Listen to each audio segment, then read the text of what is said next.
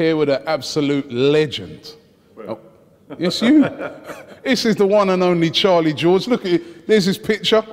Look at that. Look at that. I used to love your hair in them days. So did I when I had hair. It's yeah, it's quite amazing, really. 44 years ago. I don't look a day older, do I? Brilliant. 1971. I remember just walking along randomly. This is a story, I've got to tell this, right?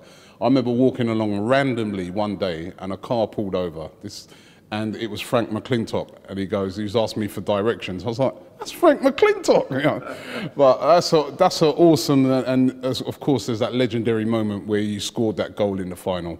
I mean, it's brilliant. Well, actually, that come from Frank. I'll tell you the quick story about it. I mean, Frank was probably the greatest captain I've ever played for.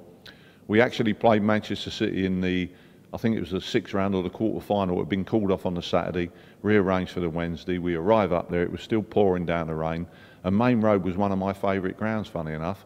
And as we arrive at the stadium, Frank calls me out into the shower room. He said, look, I've just been talking to Malcolm Allison, their great coach. He said, and he thinks you're rubbish. I went, oh, okay. And then he just walks off and leaves me standing there. So anyway, we get down, the game gets going. It was pouring down, thick mud. I love playing in them conditions. We get a free kick. I take the free kick, we're 1-0 up. 20 minutes into the second half, I pick the ball up from the halfway line, run the length of the field. We're 2-0 up. I run back to the halfway line and do the celebration, looking at Malcolm Allison. He don't even know what's going on. Anyway, the great Colin Bell scored a late goal for Man City. We beat them 2-1. At the end of the game, I'm chasing Malcolm up the tunnels, giving him some terrible abuse. He doesn't even know anything about it. And it wasn't until after the game that Frank went to see him and he said, what's the matter with that Charlie George? He was giving me some terrible abuse. He said, well, basically, that was down to me. I told him you thought he was rubbish before the game. And that is actually the true story. That's brilliant. That's brilliant. And I've actually done the tour before, and you were the person that was like, you know, you was narrating the tour, and you was absolutely brilliant. I loved all your old stories. And when I was listening to your stories, football has changed a lot since your days. Well, yeah, probably a little bit. First of all, they get more money. But yeah, it's, well, you know, I was quite fortunate. I was a young lad. I was born in Holloway, which we all know is 5 minutes away. And I was taken to watch Arsenal when I was 5 years of age, so by my sister's boyfriend at the time. And just went on from there, really. Knew everything that, you know, you learn about the club, the history, you know, watching the great games that we had at the stadium. Not too many in the old days, you know. And, you know, to be part of the first team to win a trophy for 17. We hadn't won one for 17 years, and to win the old Intercities Fairs Cup was fantastic. And, you know, to play against the great Johan Cruyff, Ajax, who we knocked out in the semi-final.